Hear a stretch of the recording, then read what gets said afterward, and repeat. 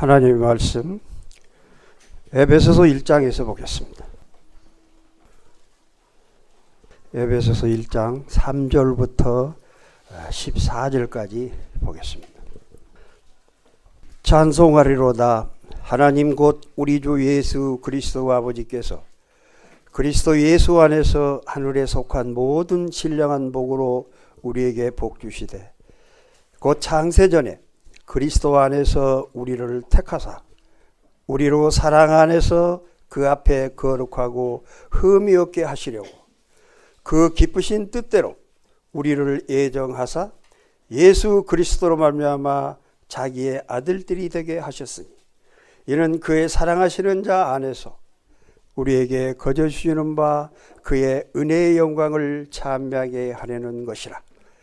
우리가 그리스도 안에서 그의 은혜의 풍성함을 따라 그의 피로 말미암아 구속 곧 죄사함을 받았으니 이는 그가 모든 지혜와 총명으로 우리에게 넘치게 하사 그 뜻의 비밀을 우리에게 알리셨으니 곧 그 기쁘심을 따라 그리스도 안에서 때가 찬 경륜을 위하여 예정하신 것이니 하늘에 있는 것이나 땅에 있는 것이 다 그리스도 안에서 통일되게 하려 하심이라. 모든 일을 그 마음의 원대로 역사하시는 자의 뜻을 따라 우리가 예정을 입어 그 안에서 기업이 되었으니 이는 그리스도 안에서 전부터 바라던 우리로 그의 영광의 찬송이 되게 하려 하심이라. 그 안에서 너희도 진리의 말씀 곧 너희의 구원의 복음을 듣고 그 안에서 또한 믿어 약속의 성령으로 인치심을 받았으니 이는 우리의 기업의 보증이 되사 그 얻으신 것을 구속하시고 그의 영광을 찬미하게 하려 하심이라. 14절까지 말씀. 잠깐 기도하겠습니다. 걸어가신 하나님 아버지, 오늘도 저희들 이 자리에 모아주시고 이 귀한 시간 저희들에게 아버지 말씀을 상고하고 하나님께 찬양을 드리게 하신 은혜를 진심으로 감사를 드립니다. 아버지, 이 시간에는 하나님께서 창세전에 예정하신 교회를 통해서 하나님의 구속사역을 진행한 내용에 대해서 살펴보면서 아버지의 뜻을 알고 저의 삶을 어떻게 해야 되는 건지 말씀을 통해 주신 내용을 가지고 살펴보고자 합니다. 아버지, 미련한 저희들 아버지 뜻을 다 할 수 없으나 이 시간 성령님 특히 역사하셔서 저희들에게 말씀을 열어주시고 그 말씀이 저희 안에 살아 움직여서 저희 삶 속에서 하나님의 영광만을 나타내고 드러내고 그리고 증인으로 살아갈 수 있도록 이끌어 주시옵소서. 이 시간 맡기심 성령님의 인도하심에 맡기고 우리 구주 예수 그리스도의 이름으로 기도합니다. 아멘. 오늘 본문 말씀은 1장 3절부터 14절까지 읽었는데 이 내용은 하나님이 교회를 통해서 구원 계획을 세우시는데 제초에 창세전에 하나님이 교회를 선택하고 예정을 하셨다. 그런데 하나님의 구속 계획은 삼위일체 하나님께서 직접 관여하시고 함께 이 구속 계획을 이루셨다고 본문에 이야기를 하고 있습니다. 이 보면은 성도의 구속은 하나님이 창세전에 이미 계획을 하셨고 성자 하나님이신 예수 그리스도께서 이 땅에 오셔서 성취하셨습니다. 그리고 성령께서 현재 저희들 안에 와 계셔서 그리스도의 구속 사업을 우리 안에 적용시키고 이루고 계신다는 이 삼위일체 하나님께서 이 구속 계획을 애정하시고 실행하시고 지금도 진행해 가고 계신다는 거죠. 오늘 여기 본문에 보니까 3절부터 6절까지는 성부 하나님이 계획하시고 예정하시고 선택하셨다는 내용을 여기에 기록을 해 놓으셨고 7절부터 12절까지 보면은 성부 하나님께서 구속 사업을 이루셨다. 하는 내용을 말씀하고 계십니다. 그리고 13, 14절에 보니까 성령께서 그리스도께서 이루신 구속 사역을 우리 안에 적용시켜 가신다 하는 내용이 본문에 들어가 있습니다. 자, 여기서 본문 내용을 조금씩 살펴보면서 하나님의 뜻이 무엇이었느냐 하는 것을 살펴보기로 하겠습니다. 우선 여기 3절에 보니까 하늘에 속한 모든 신령한 복을 우리에게 주었다 이랬습니다. 하늘에 속한 신령한 복이 무엇일까? 여기 그 말씀을 쭉 내려보니까 5절에 보면 그 4절요. 3절에 신령한 복으로 우리에게 복을 주신데 그 창세전에 그리스도 안에서 우리를 택하사 우리로 사랑 안에서 그 앞에 거룩함이 흠이 없게 하시려고 그 기쁘신 뜻대로 우리를 예정하사 예수 그리스도를 말미암아 자기 아들들에 되게 하셨다. 그러니까 하늘에 속한 신령한 복은 뭐냐? 하나님이 창세전에 계획하고 예정하신 것인데 그리스도 안에서 하나님의 아들로 선택한 것이 뭡니까? 하나님의 하늘로부터 주신 신령한 복이다 하고 말씀하고 계십니다. 그러니까 하나님의 계획 속에 주님이 이루신 구속 사업을 통해서 그 구속 사업이 아니라 구속 사역을 통해서 그리스도를 통해서 내가 구원을 받아서 하나님의 자녀가 됐다. 이것이 하늘에서 주신 우리에게 주신 신령한 복이다. 이렇게 얘기를 하고 있는 것입니다. 신령한 복을 어떻게 했느냐? 7절 보니까 우리가 그리스도 안에서 그의 은혜의 풍성함을 따라 그의 피로 말미암아 구속고 제사함을 받았다. 그리스도께서 십자가에서 죽으시고 부활 승천하셔서 우리 죄를 대속하시고 영원한 생명을 주셨다. 그래서 우리는 거듭나고 하나님 자녀로 태어났다. 이것이 하나님이 우리에게 주신 유일한 하늘에 주신 복이다는 얘기. 이보다 더 복은 없다라는 것이다. 이 복 안에서 내가 누린다면 우리가 늘 원하는 육신적인 어떤 여러 가지 복 이런 거는 어떻게 돼요? 하나님이 그때그때 필요에 따라서 알아줘 주신다. 이게 하나님의 약속입니다.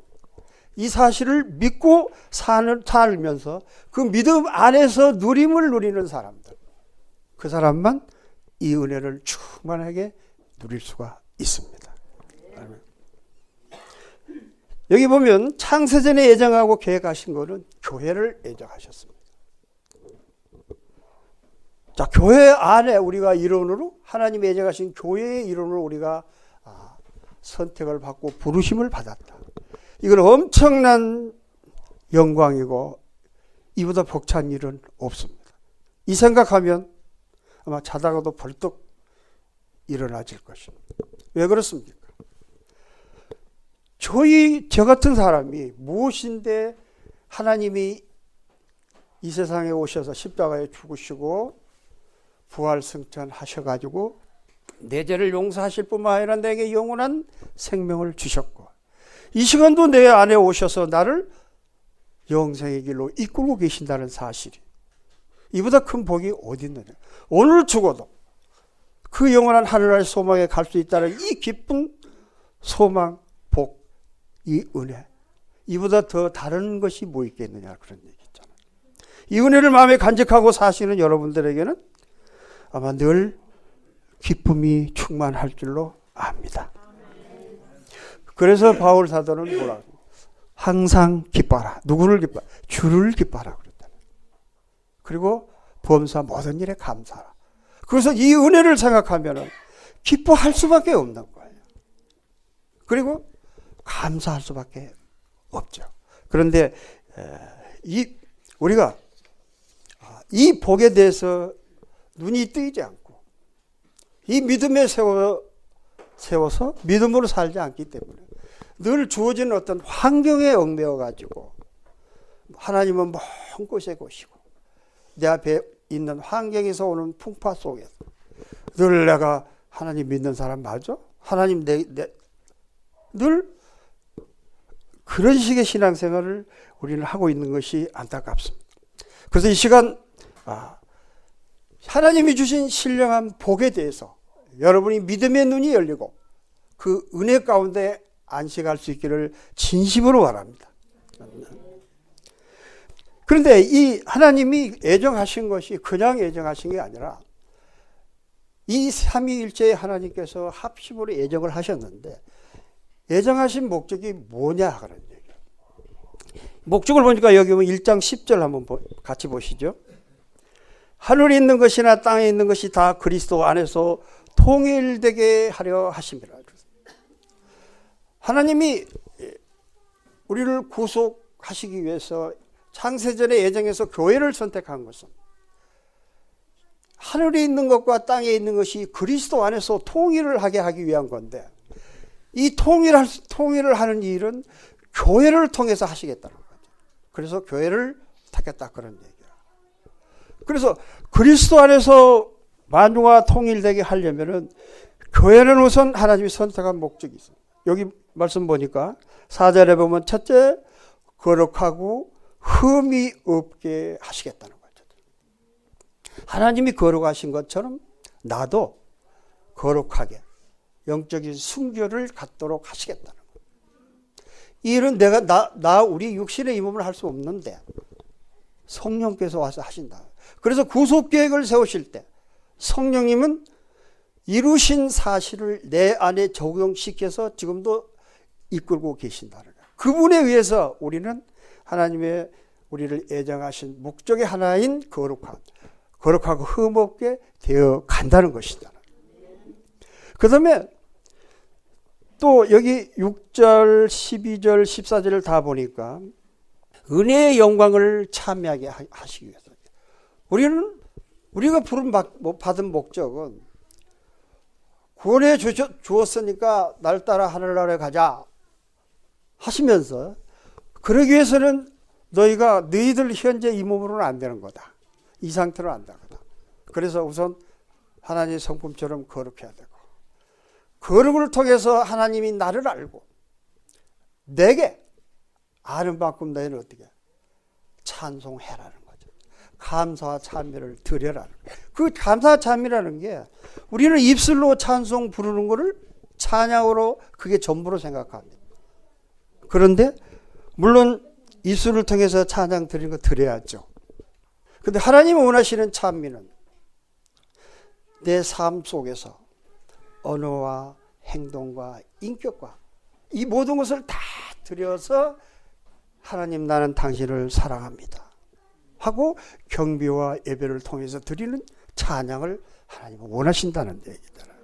이 마음이 내 안에 간절해질 때는 자연히 하나님을 향한 찬송은 입을 통해서 나오게 돼 있습니다.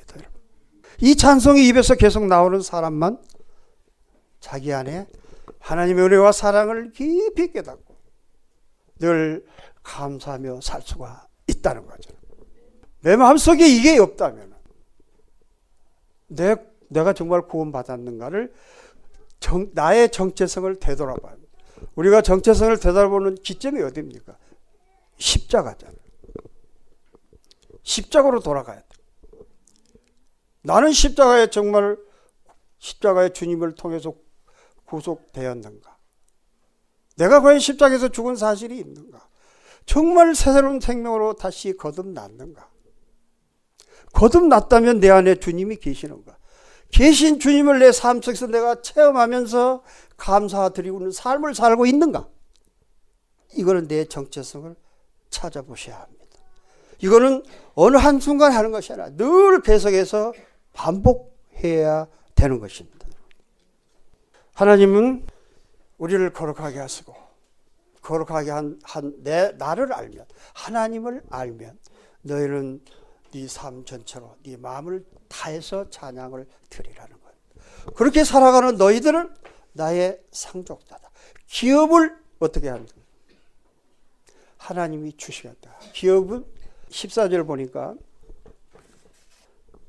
13절부터 그 안에 너희도 진리의 말씀 곧 너희의 구원의 복음을 듣고 그 안에서 또한 믿어 약속의 성령으로 인치심을 받았으니 이는 우리가 기업의 보증이 되사 그 얻으신 것을 구속하시고 그의 영광을 찬미하게 하는 거예요. 그러니까 하나님께서는 우리에게 기업해 주겠다. 하나님 나라를 우리는 상속받는 사람들. 언제 그렇습니까? 이제 이따가 제 몸을 설명할 때 설명이 되겠지만 우리는 하나님의 나라를 상속받아서 하나님 백성으로 하나님을 모시고 살게 될 것입니다. 이 소망을 가지고 하나님이 창세전부터 우리를 부르신 목적에 맞게 우리는 이 땅에 사는 동안 허비하지 말고 우리 인생을 살아야 된다, 그런 얘기입니다. 그러려면 결국 하나님의 궁극적인 목적은 그리스도 예수 안에서 하늘에 있는 것이나 땅에 있는 것을 통일하시려고 교회를 선택했다. 그 말씀은 하나님은 교회를 통해서 하나님의 남은 구속 사업을 진행시켜 가시겠다는 얘기입니다. 그러니 그 하나님의 구속 사업을 완성해 가는 일원으로 우리가 부름을 받아가지고 하나님 사업에 내가 동참하고 있다는 거 얼마나 영광스럽고 긍지를 가지고 자부심을 가질 일이냐. 그렇지 않습니까? 여러분 그 마음을 가지고 사셔야 합니다. 그래서 교회는 하나님의 구속 사업을 완성하는 기관으로 교회를 선택했다. 이렇게 아시면 됩니다. 자, 여기 1장 22절 한번 보세요. 또 만물을 그 발 아래 복종하게 하시고 그를 만물 위에 교회의 머리로 주셨느니라. 교회는 그의 몸이니 만물 안에서 만물을 충만케 하시는 자의 충만이라. 자, 예수님께서 십자가에 주시고 부활 승천하셔서 구속 사역을 이루셨습니다. 그리고 지금 하나님 우편에 앉아 계십니다. 만물을 발 아래 복종시키시고 지금 계시는 구속 사역을 완성하실 때 이미 만물은 주님 안에 복종. 이게 구속 사역을 완성하신 거예요. 그래서 23절 보면 이 구속 사역은 그리스도께서 완성을 하셨지만 하나님이 계획하신 하늘과 땅의 모든 만유의 만물을 통일시키는 일은 지금도 진행형이라는 거예요. 이 진행을 교회에 맡기셨다. 그리고 23절 보니까 교회는 그의 몸이, 그리스도는 교회의 머리지만 교회는 그리스도의 몸이라는 얘기야. 만물 안에서 만물을 충만케 하신 자는 충만이라. 그러니까 그리스도의 몸인 교회는 하나님의 모든 충만이 교회 안에 있다는 것입니다. 우리가 구원받는 것은 개인이 십자가 그리스도에 통해서 우리가 구원을 받습니다. 개인이 구원을 받지만 신앙생활은 반드시 교회를 통해서 해 나가야 돼요. 이렇게 되어 있는 게 하나님의 말씀입니다. 몸이라고 하는 것은 한 개체가 몸을 이룰 수는 없잖아. 이따 몸에 대한 설명을 좀 하겠지만. 그래서 하나님은 이 교회 안에 충만한 모든 충만을 교회 안에 주셨기 때문에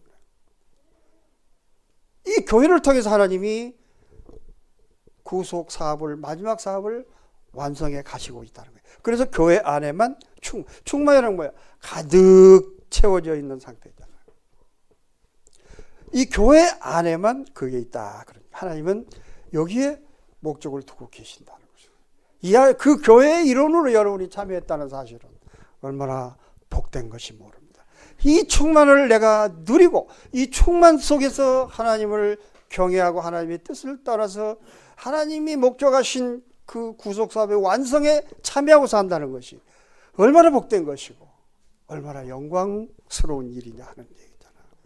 여러분 여기에 눈이 열려가지고 이 은혜 속에서 정말 감사하면서 확신을 가지고 살아가시기를 바랍니다. 주님은 이 교회를 만드실 때 그냥 하신 게 아니잖아요. 개인을 불렀지만 하나님 먼저 십자가에서 하신 일이 있어요. 자 보세요. 자 우리가 십자가 하면 먼저 이렇게 수평 있잖아요. 이 수평은 뭘 얘기하냐면 유대인과 이방인, 성경에 보면 유대인과 이방인 이렇게 둘로 나눠. 유대인은 우리는 이방인이에요. 그리스도가 오시기 전까지 우리는 사람 취급도 못 받는 거야. 성경 보면. 그런데 그리스도 십자가 오실 이 수평에는 주님이 오셔가지고 먼저 유대인과 이방인 사이의 율법의 벽을 허물어 버리셨어요. 그리고 유대인과 우리 이방인이 하나 되도록 화목을 이루게 하셨다, 그런 얘기예요. 이 말씀이 어디 있냐면, 자, 우리 한번 성경 찾아봅시다. 에베소서 2장 11절부터 자, 읽겠습니다. 그러므로 생각하라. 너희는 그때 육체로 이방인이요 손으로 육체에 행한 할례당이라 칭하는 자들에게 무할례당이라 칭함을 받은 자들이라. 그때 너희는 그리스도 밖에 있었고 이스라엘 나라 밖의 사람이라. 약속의 언약들에 대하여 외인이요 세상에서 소망이 없고 하나님도 없는 자이더니 이제는 전에 멀리 있던 너희가 그리스도 예수 안에서 그리스도의 피로 가까워졌느니라. 그는 우리의 합병이신지라. 둘로 하나를 만드사 중간에 막힌 담을 허시고 원수된 것 곧 의문에 속한 계명의 율법을 자기 육체로 폐하셨으니 이는 이 둘로 자기 안에서 한 새 사람을 지어 합평하게 하시고 또 십자가로 이 둘을 한 몸으로 하나님과 화목하게 하려 하심이라. 원수된 것을 십자가로 소멸하시고 또 오셔서 먼 데 있는 너에게 평안을 전하고 가까운 데 있는 자들에게 평안을 전하셨으니 이는 저로 말미암아 우리 둘이 한 성령 안에서 아버지께 나아감을 얻게 하려 하심이라. 보십니다. 그러니까 십자가의 수평 이 부분은 먼저 하나님이 하늘과 땅에 있는 것을 그리스도 안에서 통일시키기 위해서는 땅 위에 있는 사람들이 일단 그리스도 안에서 하나가 돼야 돼요. 그래서 여기 본 말씀처럼 위방인과 그리고 유대인과를 하나로 화목하게 하시는데 그 사람들 우리 사회는 율법이라 하는 담이 막혀 있어요. 이걸 허무셔서 화목을 하셨다. 그래서 수평으로는 그렇게 하셨다는 거예요. 그 다음에 수직 있잖아요. 십자가는 이렇게 수직이 이렇게 이어져야 십자가가 되잖아요. 이 수직은 뭘 의미하냐 하면 하나님과 사람 사이에 막혀 있는 죄의 벽을 허무시고 화목하셨다는 거예요. 그러니까 십자가 의미는 이 땅의 모든 것을 십자가에서 전부 화목해서 하나로 만드셨다. 그런데 그거를 뭐라 그래요? 여기 15절에 보니까 다시 한번 봅니다. 15절 2장 15절 원수된 것 곧 의문에 속한 계명의 율법을 자기 육체로 폐하셨으니 이는 이 둘로 자기 의 안에서 한 세 사람을 지어 화평하게. 여기서 말하는 한 세 사람이 뭐냐? 교회. 하나님이 예정하신 우주적인 교회. 이게 한 세 사람입니다. 하나님은 이 계획을 세우셨다는 거죠. 그러므로 여기 19절, 2장 19절 보세요. 그러므로 이제부터 너희가 외인도 아니요 손도 아니요 오직 성도들과 동일한 시민이요 하나님의 권속이다. 이제는 우리 세상 모든 인류는 문화와 인종의 이런 차이는 있을 수 있지만 이것이 하나님 앞에 적대적으로 벽은 아무것도 없다.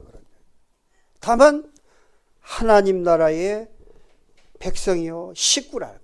그러므로 우리는 모든 사람들이 다 같이 십자가 화목을 통해서 모두 한 구속받은 공동체로 제가 되어 하나님 계획 속에 참여하는 영광을 입은 사람들이라는 것입니다. 이걸 택한 게 뭐예요?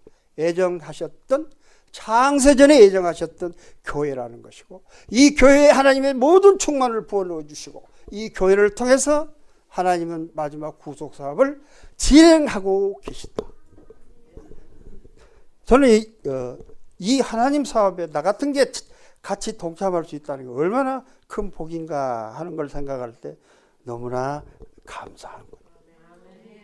그런데 각자 이 부르신 사람들이 자 여기 2절 1절 22절 한번 봅시다. 그의 안에서 건물마다 서로 연결하여 주 안에서 성전이 되어 가고 너희도 그리스도 성령 안에서 하나님의 거하실 조소가 되기 위하여 예수 안에서 함께 지어져 간다. 자 여기서 구원받은 그리스도인들이 주님의 몸으로 받은 지체들로서의 사명을 여기 부여하셨습니다. 이 개체들이 모여서 영적으로 연합이 됐으면 서로 성령의 하나 되게 하심 속에서 모두가 하나 돼서 이 하나님이 원하시는 구속 계획의 진행에 가는데 참여해야 돼. 여기는 적극적이고 능동적인 자세로 참여를 해야 된다는 것이다. 자, 그럼 몸의 지체가 뭐냐? 몸의 지체에 대해서 한번 생각을 해보겠습니다. 고린도전서 12장 한번 찾아보세요. 고린도전서 12장 12, 13절 두 절만 읽고 제가 설명으로 드리겠습니다. 몸은 하나인데 많은 지체가 있고 몸의 지체가 많으나 한 몸인과 같이 그리스도도 그러하니라. 우리가 유대인이나 헬라인이나 종이나 자유자나 다 한 성령으로 세례를 받아 한 몸이 되었고 또 다 한 성령을 마시게 하였느냐. 자, 이 말씀 보면요. 자, 몸은 하나입니다.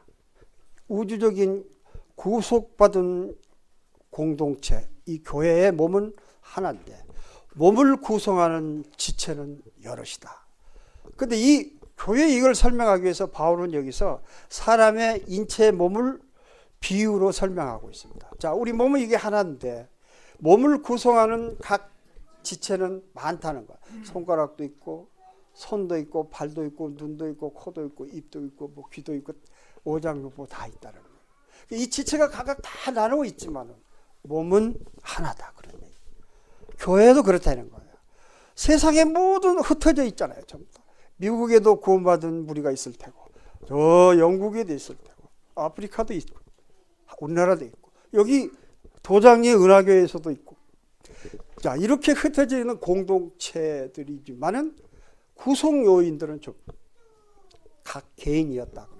그래서 개인의 인물을 여기서 강조를 하고 있습니다. 이 부분이 우리가 어떻게 살아야 되느냐는 삶에 관한 얘기가 되는 겁니다.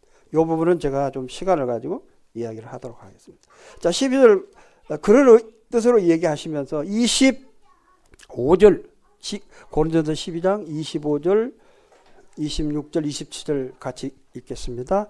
몸 가운데서 분쟁이 없고 오직 여러 지체가 서로 같이하여 돌아보게 하셨으니 만일 한 지체가 고통을 받으면 모든 지체도 함께 고통을 받고 한 지체가 영광을 얻으면 모든 지체도 함께 즐거워하나니 너희는 그리스도의 몸이요 지체의 각 부분이라. 자 보세요.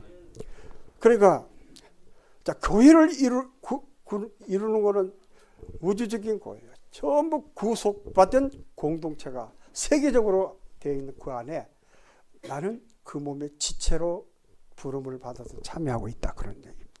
이 지체들은 우리 몸을 비유하면서 이 하는 얘기가 어느 지체 한 부분이 아프면 여기 보니까 그렇잖아요. 만일 한 지체가 고통을 받으면 모든 지체도 함께 고통을 받고 한 지체가 영광을 얻으면 저도 함께 즐거워하는 너희는 그리스도의 몸이요 지체의 각 부분이라.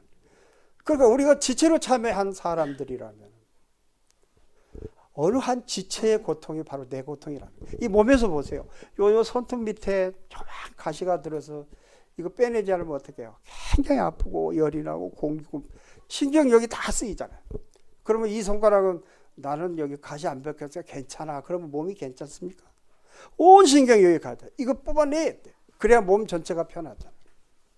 하나님은 그 원리를 우리 교회를 구성한 각 지체들에게 이 원리를 얘기하고 계시는 거예요. 이에 대해서는 조금 이따 설명을 제가 하겠습니다. 그러니까 자 지금까지 제가 이야기한 내용을 조금 요약을 하면 이런 겁니다.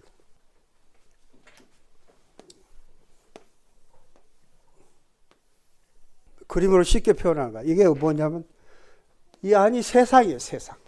세상은 마귀가 지배하고 사는 세상이에요. 그런데 이 세상에서 하나님은 삼위일체 하나님을 통해서 구속 계획을 세우셔가지고 이 세상 안에서 이렇게 이거는 제가 쉽게 이야기해서 그림을 그린 거예요. 특별한 세상 안에서 우리 구속받은 사람들의 에리아를 만들어 놓으시고 이 세상에서 한 사람씩 이 안으로 불러들였다는 거예요. 이게 뭐야? 구원받고 이 안에 들어온 사람들. 이게 뭐냐면 교회. 이 하나님이 계획하신 교회 안에 한 사람씩 불러 모아서 이게 뭐예요? 몸이 됐다. 그래. 몸 교회이면서 그리스도의 몸이다는 얘기. 이거를 하나님이 창세전부터 계획해서 이렇게 하셨다는 얘기. 이 안에 여러분들이 지체로 지금 몸을 이루는 지체로 참석을 했다. 그래서 하나님은 이 안에 이 교회를 통해서 만유를 통일하시고 하나님의 구속사역을 완료하실 겁니다. 자, 이게 몸이니까 이 몸은 훗날 성령에 의해서 모두가 영적 연합이 돼서 우리가 서로 보살피고 살피고 나누면서 살아가서 훗날 이 몸이 어떻게 됩니까? 머리 되시는 그리스도하고 후거돼서 만나는데 이 몸이 전체가 그래. 이게 뭐야? 신부잖아요. 나 개인이 신부가 아니고 이 몸이 신부라는 거죠. 신부 자격을 가지고 이 반열 안에 내가 참여해서 이게 신부가 돼서, 그러니까 이 땅에 하나님이 걸어가고 흠없게 하시려는 이유는 신부가 머리가 되신 신랑을 만나서 혼인식을 하려면 어떻게 해요? 처녀는 어떻게 합니까? 정결하게 순결을 유지하고 신랑을 맞을 준비를 하잖아요. 몸이 그렇다는 거예요. 그리스도이신 신랑이신 이 그리스도를 훗날 만나서 공중에서 만나서 우리 혼인식을 하는데, 이 몸이 이 땅 위에 사는 동안에 하나님은 성령을 통해서 정결하고 거룩하게 신부의 몸으로 바꾸고 계신다는 얘기다. 이게 완성됐을 때 이 어느 날 하나님의 구속 계획의 시간표에 의해서 이 몸이 어느 날 붕 올라가죠, 하늘나라. 그래서 하늘나라에 가서 예수님을 신랑을 보고 산다. 지금까지 제가 설명한 내용이 이 내용이에요. 자, 이 안에 여러분들이 참여했으니, 그렇다면 성령에 의해서 우리가 이 구속 계획을 따라 살아가는데 어떻게 살아야 되느냐? 제일 중요한 거잖아요. 오늘 그 얘기를, 그 삶에 관한 얘기를 좀 나누고자 합니다. 우리가 이 수많은 지체들, 자, 우리 요 안에만 우주적인 지체 다는 좀 광범위하니까 우선 우리 은하교회 안에서 이것도 구원받은 공동체니까, 자, 이 안에서 한번 생각해 봅시다. 우리가 구원받은 지체들 간에 서로 사랑하자, 말로 잘하죠. 어떻게 사랑하는 건지 알고 하는지 잘 모르겠다. 사랑을 하려면 사랑을 안 해야 돼요. 내가 사랑을 받아본 사람만 사랑. 남녀 간의 사랑도 그렇잖아요. 내가 뭘 주고 나를 위해서 전 사랑해 본 사람만 그 사랑 그립고 보고 싶고 그 사랑이 그리워지는 거 아니겠어요? 세상 사람들의 사랑은 어떻게 하느냐?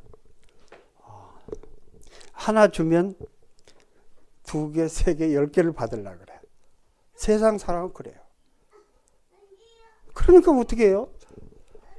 부모도 자식한테 하는 거 보면 그래요. 이놈의 자식, 내가 너를 어떻게 길렀는데, 너를 어떻게 했는데, 근데 너 지금 뭐야? 이러거든요. 그런데 그 아이를, 그렇게 말하는 아이를 가만히 들여다보면요, 그 모습이 내 모습입니다. 하나님 앞에. 하나님의 사랑은, 세상 사람 사랑은 줘야 되는 사랑이지만, 하나님의 사랑은 내가 하나님의 사랑을 알았다면, 하나님부터 사랑을 받아서 하나님의 사랑을 내가 안다면 나도 그렇게 주고 살아라는 거지. 하나님이 서로 사랑하라는 법칙이에요. 내가 목숨까지 너에게 줬지 않느냐. 그걸 네가 사랑인 분명히 알았으면 너도 주라는 거잖아요. 그 원리를 가지고 사랑하라는 거잖아요. 자, 그거는 또 그럴 것 같은데 어떻게 하느냐, 방법이. 도대체 어떻게 해야 되느냐. 어려운 게 하나도 없는데 여러분들 머릿속에는 잔뜩 그리스도의 탄생으로부터 휴거, 천년왕국까지 그냥 아주 파노라마처럼 지식이 쫙 매뉴얼로 그냥 딱 들어가 있어. 그래서 누가 뭐라고 하면 그거 이런 거야 잘 가르쳐. 또 뭐 하면 판단 잘해요. 근데 그 사람 삶을 들여다보면 없어, 아무것도. 좀 말은 저렇게 하는데 어찌 저렇게 살아? 이런 게 보이잖아요. 그건 안 된다는 것이잖아요. 그러면 안 되는 거잖아요. 우리 복음성가 찬송가 전에 내 잣대로 되지 마라. 그 아주 가사 잘 쓰셨어요. 아주. 나는 하나님 앞에 허물과 죄가 많으면서 내 기준, 내 마음에 안 맞는다고. 어떻게 해요? 잘못했어. 틀렸어. 아주 판단도 잘하고 정죄하고 자기가 심판자. 자기는 지옥 갈 죄도 용서 받았으면서 조그만 허물도 잘못도 용서 못해. 여러분, 형제 자매 사이에 풀려지지 않은 부분이 있으면 안 됩니다. 예수님은 뭐라고? 예수님 예물을 제단에 드리기 전에, 이건 뭡니까? 내가 하나님 앞에 엎드려 기도를 하는 것도 예물을 드리는 거고, 하나님 앞에 조용히 앉아서 나를 비춰보는 것도 예물을 드리는 겁니다. 하나님 앞에 내가 마주 앉으려면 형제 자매들 사이에 맺혀 있는 것은 반드시 풀고 제단에 오래는 거잖아. 그게 예수님 가르침입니다. 아마 모르긴 해도 여러분 마음속에 그런 아무것도 아니지만 섭섭한 마음들, 감정 이런 걸 가지고 겉으로는 웃으면서 그래 잘했어, 잘 살았어 해서는 안 된다. 하나님은 중심을 보시기 때문에 그 중심에 내가 하나님 앞에 신앙 양심으로 거룩함이 없어야 된다는 얘기다. 그래서 그 찬송 여러분 가사 읽으시면서 가끔 보십시오. 거기 보면 뭐래요? 너를 위해 내가 죽어 너를 용서하였노라. 여러분, 주님의 마음을 보시고 내 잣대로 형제자매 판단하지 마십시오. 제일 중요한 게 말인데 말로 상처내면 안 돼요. 야고보서 보니까 그런 말이 있어요. 혀는 등이 길들일 사람이 없고 쉬지 않은 악이요 죽이는 독이 가득한 것이 뭐라고 그래요? 우리의 입의 말이라고 그랬어요. 죽이는 거라는 거, 상처 주는 거, 보이지 않게 상처 주는 게 말이잖아요. 이 말 조심합시다. 여기 우리 복음성가도 있지만 내가 먼저 손 내밀고 웃음 주고 내가 먼저 높여주고 이런 마음이 없으면 안 되잖아. 해야 되는 거잖아. 타오르스 산이라는 곳이 있는데 그 산을 두루미들이 철새 이동하면서 그 산을 넘어갑니다.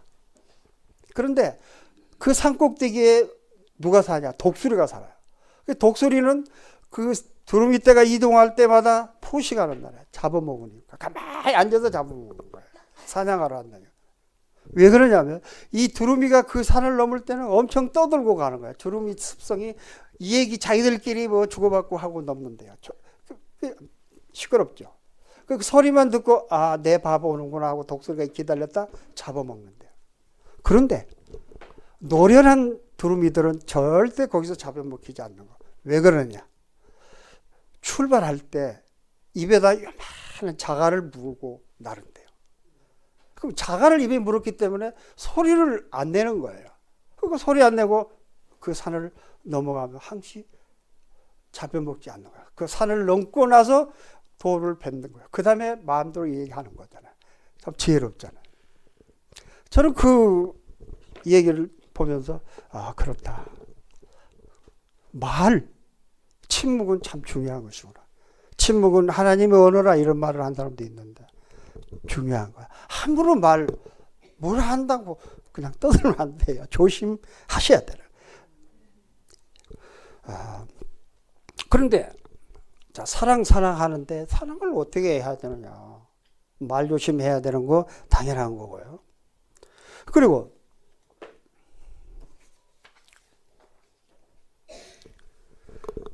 말에 대해서 다시 한번 한 가지 딱 찾아볼 게 있습니다. 마태복음 12장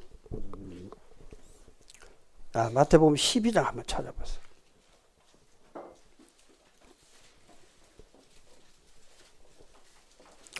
마태복음 12장 36, 37절 제가 읽겠습니다.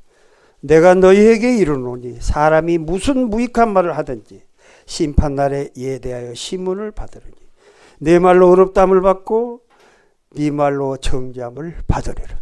자, 주님이 경고하신 말씀입니다. 무슨 무익한 말을 하든지 간에 네가 한 말에 대해서 네가 책임지라는 거다. 우리 내 입 가지고 내가 자유롭게 말한다고 그래서 함부로 말하지 맙시다. 하나님은 이렇게 경고하고 계십니다. 나중에 훗날 하나님 앞에 가서 자 여기 승판돼서 하늘 휴거돼서 그리스도 심판대라는 게 있어요. 주님 앞에 가면 너 어떻게 살다 왔느냐고 물었을 때 나는 기억을 못하지만 하나님은 전부 지금 CCTV에 찍어놓은 것처럼 쫙 적어놨다 내 앞에 쓰면은 그 필름을 쫙 보여주실 겁니다.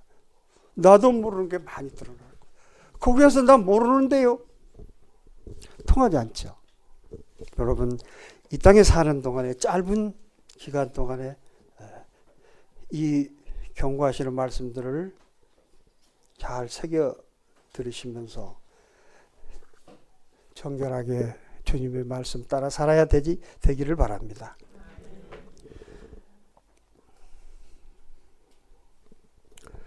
자, 사랑을 하려면 어떻게 해야 되냐 하면 먼저 사랑을 알아야 되잖아요. 그렇잖아요. 사랑을 알아야 사랑을 하죠. 또 내가 사랑을 받아보고 해야 사랑을 줄 수도 있잖아요. 하나님은 어떻게 이야기했나요? 요한일서 찾으세요. 요한일서 4장으로 갑니다.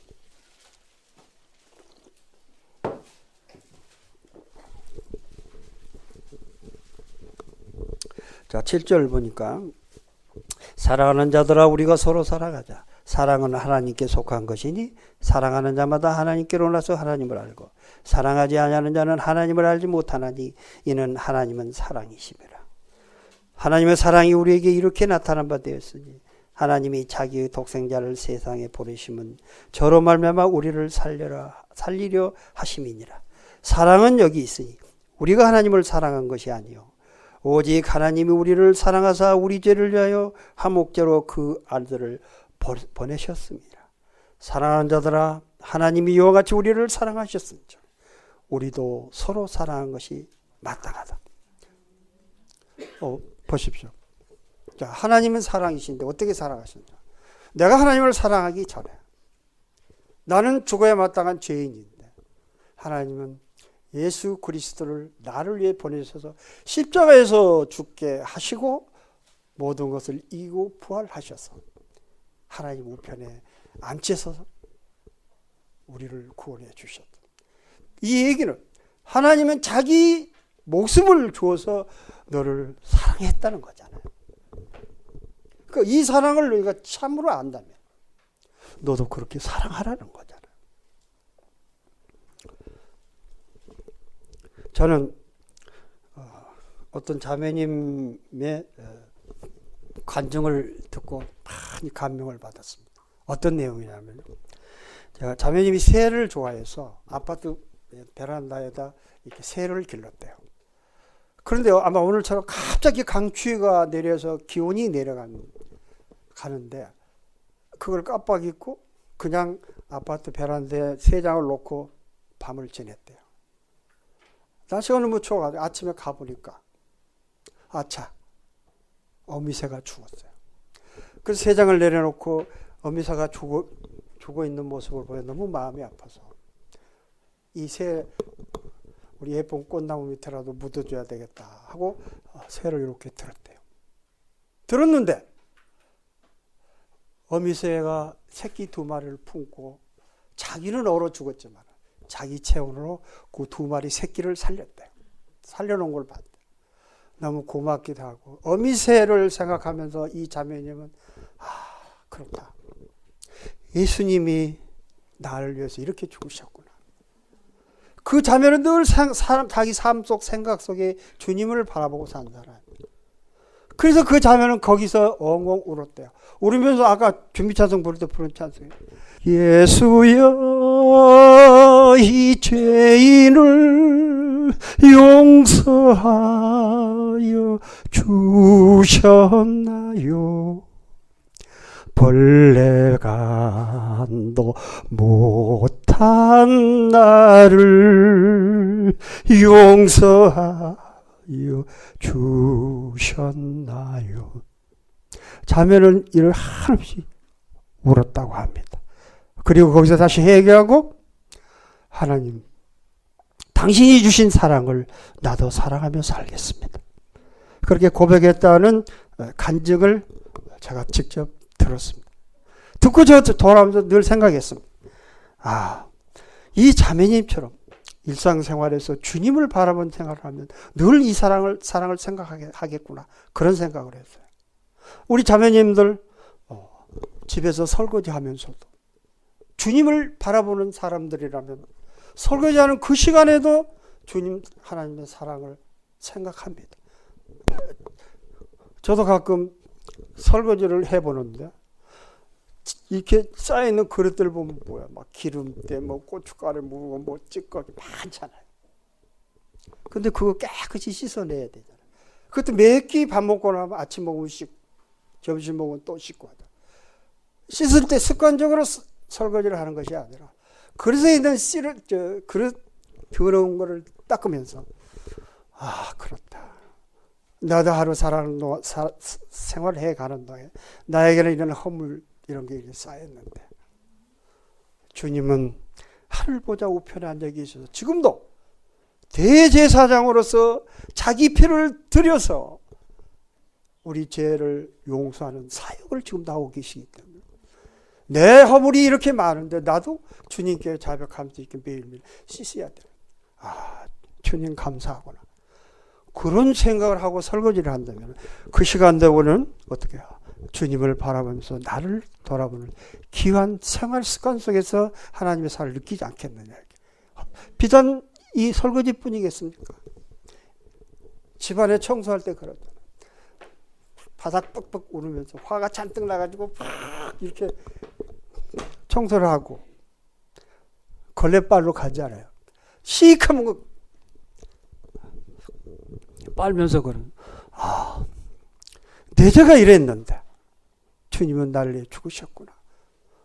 감사하다. 생활 속에 주님을 바라보며 얼마든지 그렇게 생각하는 그 얘기는 뭐예요? 그 순간에 주님이 나를 위해 죽으셨고 하는 거는 나도 이런 허물 죄들이 많은데 그 시간에 뭐예요? 십자가 앞에 나가 나를 내려놓는 내가 죽는 거고. 여러분, 십자가를 지고 나를 따르라는 주님의 말씀은 십자가를 지고 가는 삶이 뭡니까? 내 삶 속에 이런 것들이 지금 제가 열갈 애들이 한두 가지 아니에요. 여러분의 생활 속에 그게 얼마든지 있잖아요. 그렇기 때문에 항시 여러분 어떻게 돼요? 주님을 바라보셔야 돼요. 어떤 일에 닥쳤는데 어떻게 할 바를 모릅니다. 그러면 이거 어떻게 해야 되지? 어떻게 해야 되는 거예요? 지혜를 구하기도 하는데 제일 먼저 물어야 할 사람이 누구예요? 주님 앞에 무릎을 꿇고 물어야 됩니다. 주님, 어떻게 해야 됩니까? 자, 이럴 때 저는 뭐라고 얘기해야 되는 겁니까? 내 마음을 지금 다 보고 계시는, 앉고 일어섬 서는 것까지 내 안에 입에 있는 말까지도 다 보고 계시는데 그 주님은 뭐라고 이놈 이야기할 텐데 안 하네 하고 기다리신다는 거죠. 주님은 예수 그리스도는 우리는 하나님께로 나서 예수 그리스도 안에 있고 예수님은 우리에게 지혜가 되셔서 지혜를 주십니다. 거룩함이 되셨기 때문에 우리의 거룩함을 입혀주시는 것. 그리고 구속이 되셨다. 우리를 구속하신 분이기 때문에 우리 삶 속에 항상 이걸 적용하고 계시는데 그분께 부탁하고 그분이 가지신 지혜와 거룩함과 의로움과 구속함이 항상 내 안에 충만할 수 있도록 그 주님을 바라보고 살아야 된다. 그런 얘기예요. 제가 설거지 걸레 빠는 거 아까 그 자매 새해 가는 얘기 이런 얘기 했는데 실제 많습니다. 자, 여러분들이 길 가다가 예쁜 꽃 한 송이를 보면 꽃 이쁘다. 그냥 이렇게 하고 지나가는데 하나님을 늘 생각하고 주님을 바라보고 사는 사람은 예쁘다로 끝나지 않습니다. 예수님은 이 꽃 한 송이인데 솔로몬의 영광보다 이 꽃 한 송이의 영광이 더 크다고 말씀하셨는데 그렇구나. 이 꽃 하나에도 하나님의 생명이 능력으로 이 생명, 이 꽃을 기르시는 하나님의 생명을 느낄 수 있다면, 느껴지면서 그렇다. 하나님은 이 꽃도 하나님이 기르시는데 하물며 아들을 죽이시면서까지 살리신 나를 하나님이 어떻게 하시냐. 얼마나 행복한지 여러분들 그런 믿음을 가지고 사시기를 원합니다. 이거는 뭡니까? 항시 내 삶 속에 주님을 바라보라는 것. 내 삶이 항시 불안전하고 불확실하고 내일을 모레, 내일까지 갈 것도 없잖아요. 당장 몇 분 후에 일어날 일도 나는 모르지만 주님께 맡기고 가는 거다. 그 삶이 있으면 항시 그렇다. 저는 시편을 읽다 다윗이 참 멋진 시인이다 그런 생각을 하거든요. 다윗이 시편 8편에 보면 그랬어요. 다윗은 목동이잖아요. 황량한 그 초원지대에서 다윗이 양떼를 놓고 앉아서 밤하늘에 하늘을 쳐다봅니다. 별이 뜨고 달이 있고 이런 모습을 보면서 다윗은 뭐라고 얘기하냐면 주의 손가락으로 만드신 저 달과 별 이거를 보니 참으로 아름답습니다.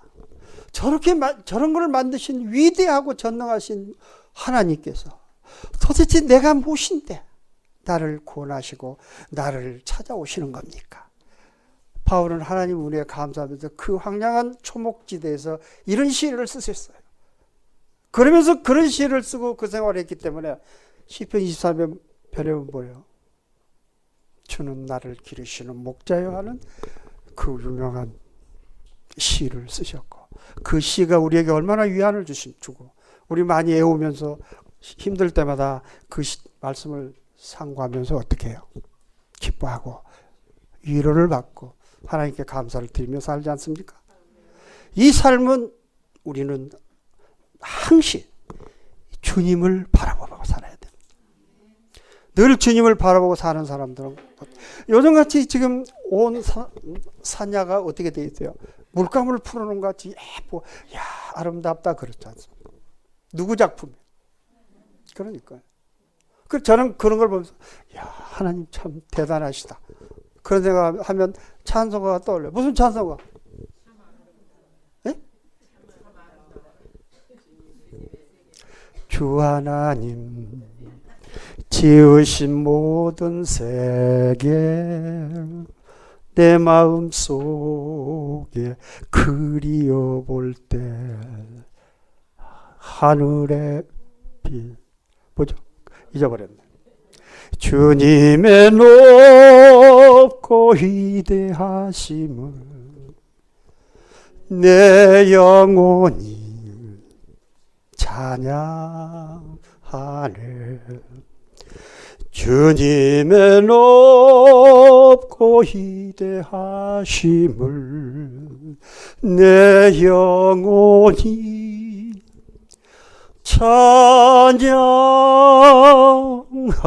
찬양하네. 여러분 정말 하나님의 사랑과 위대하심을 보고 영혼 깊숙이 솟아나는 이 마음으로 하나님을 찬양해 보셔야 됩니다. 이 찬양을 가지고 사는 사람들에게는 하나님이 늘 평강과 기쁨으로 채워주신다는 거죠. 자, 그러면 사랑을 어떻게 하는 거죠? 알아야 사랑을 하잖아요. 자, 베드로전서 1장 22절 잠깐 찾아보세요. 베드로전서 1장 22절.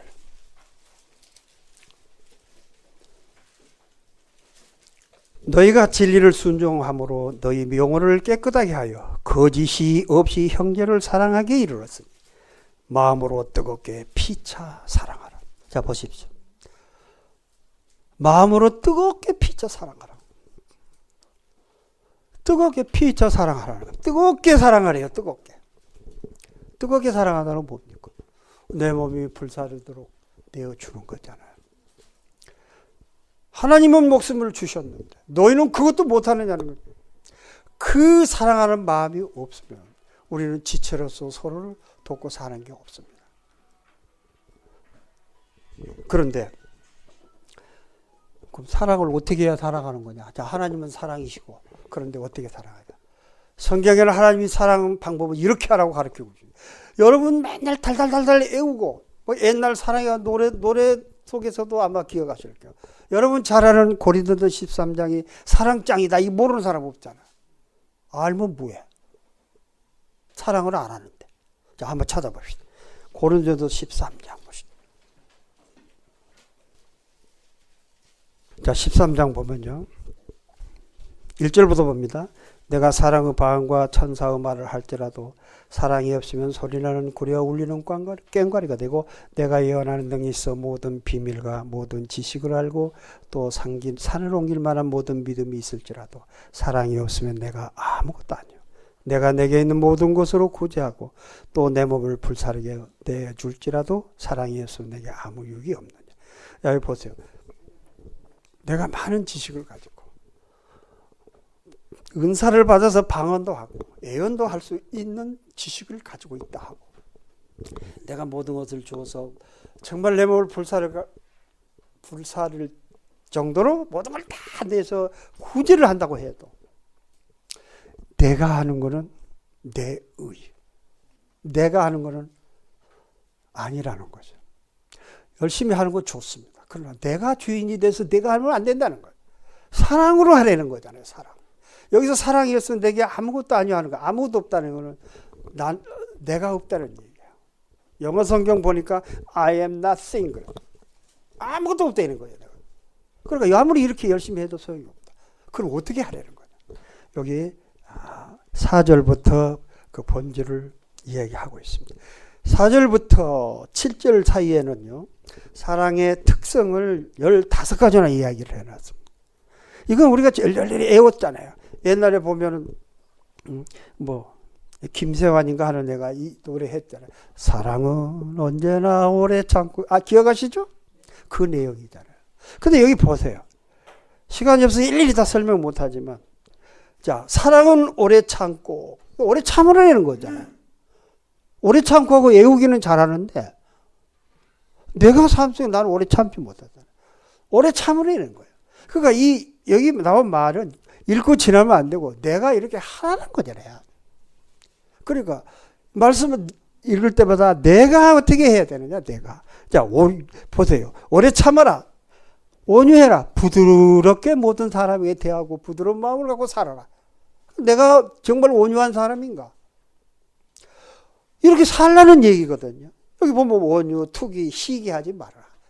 시기하는 거는 뼈도 마르게 안 돼요.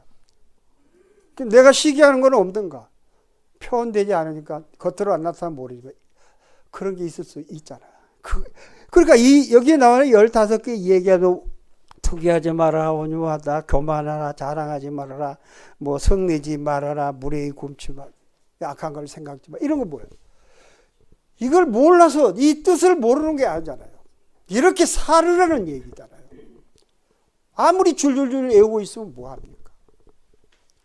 여러분 이 말씀 앞에 항시 겸허하게 자신을 비춰보면서 나는 정말 오래 참는 사람인가 온유한 사람인지 내 유익만 구하고 있는 사람은 아닌지 깊이 생각을 하면서 적응하고 살아야 된다는 얘기 아니에요. 이 짧은 시간 안에 구구절절히 설명하고 있는데 이 말씀을 여러분 보면 이렇게 사랑하라는 거야. 나는 너희에게 뭐예요? 내 목숨을 줬다. 너희도 서로 사랑해라. 어떻게 하는 거냐? 구체적으로 이렇게 살라는 얘기잖아요. 그래야 이 지체들이 훗날 정결한 신부 몸으로 주님 앞에 신랑을 맞으러 가야 할 텐데 이렇게 살지 않고 있다가 어떻게 하겠습니까? 맨날 다른 지체들에게 짐이 되고 아픔만 주고 이래서는 안 되잖아요. 그래서 이 말씀대로 말을 항시 나에게 하나님의 말씀을 지켜면서 읽고 지나가지 마십시오. 나에게 항시 적용해서 나에게 뭐라고 얘기하시는지 나는 이렇게 하고 있는지 항시 이렇게 되돌아보고 살아야 하는 것입니다.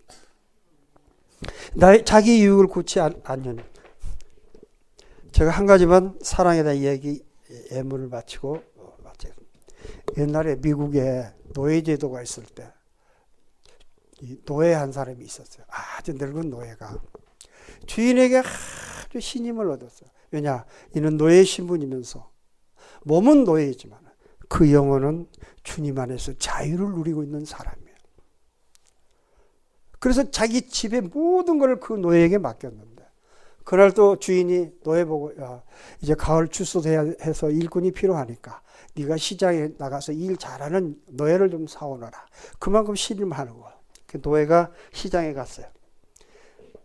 가서 보니까 아주 나이 먹은 늙은 노예가 한쪽에 쭈그리고 앉는데 병색이 환연하고 저러다 앉아서 죽겠구나 하는 노예가 눈에 띄었어요. 그래서 그 노예하고 일할 수 있는 사람하고 이렇게 사가지고 왔어요. 집에 와가지고 아주 그 병든 늙은 노예를 지극정성으로 보살피는 겁니다. 치료하고 약 주고 잘 먹이고 이러면서 기력을 소생시켰습니다.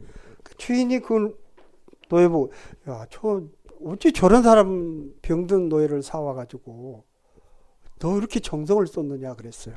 그러니까 노예가 하는 얘기가 주인님, 이 노예는 내가 어렸을 때 나를 붙잡아다 노예로 팔아가지고 평생 지금까지 노예로 살게 만든 내 생의 철천지 원수입니다. 저 죽이고 싶은 원수인데 오늘 시장에서 저 사람을 발견했어요.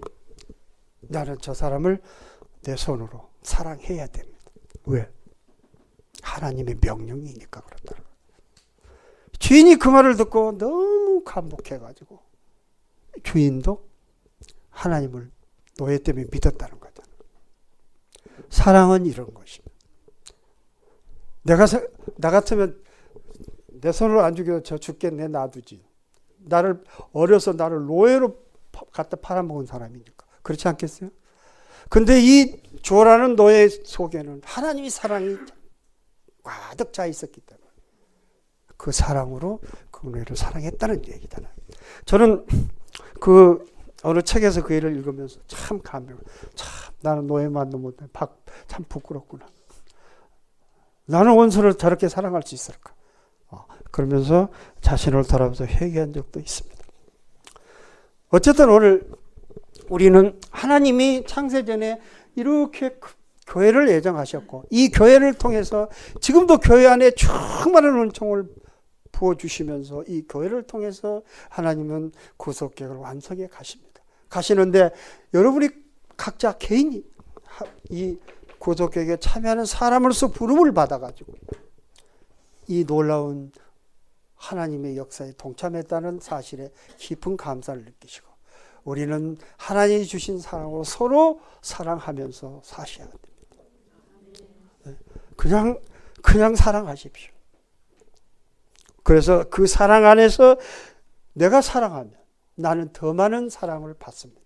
하나님의 말씀이 뭐라고 했어요? 주라. 그러면 내가 붓고 흔들고 그래서 넘치도록 주겠다. 이게 하나님의 약속이잖아요. 이 약속을 여러분들이 믿으면 해보십시오.